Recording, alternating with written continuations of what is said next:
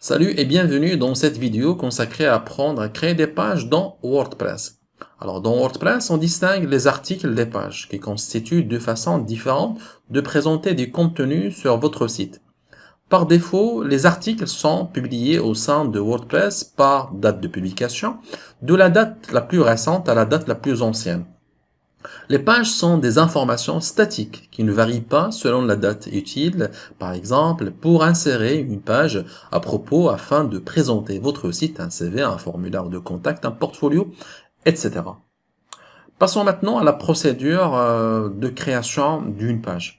Alors, la création d'une page est la même que la création des articles.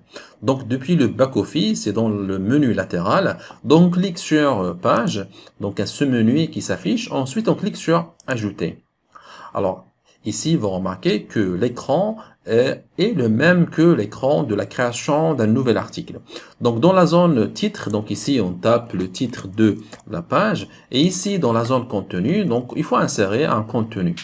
Ensuite, ce qu'il faut faire, tout simplement, il faut cliquer sur Publier pour enregistrer votre page. Donc, le nom de la page va prendre le titre de la page.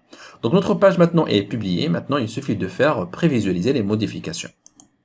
Là, pour voir donc la page dans notre navigateur. Voilà.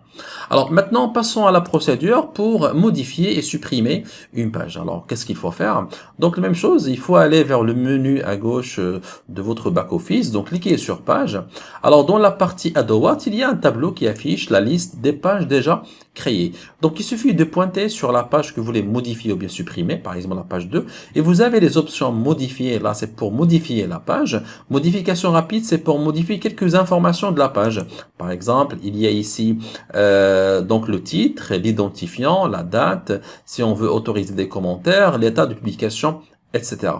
Donc aussi, on peut supprimer en page en cliquant sur corbeille ou bien on clique sur afficher pour visualiser la page. Donc voilà en ce qui concerne la création de la page, c'est la même chose que la création des articles. Donc je vous dis merci de regarder cette vidéo. Si vous avez des questions et des suggestions, n'hésitez pas à me laisser un commentaire, je le lirai, je répondrai. Merci encore une fois et excellente journée.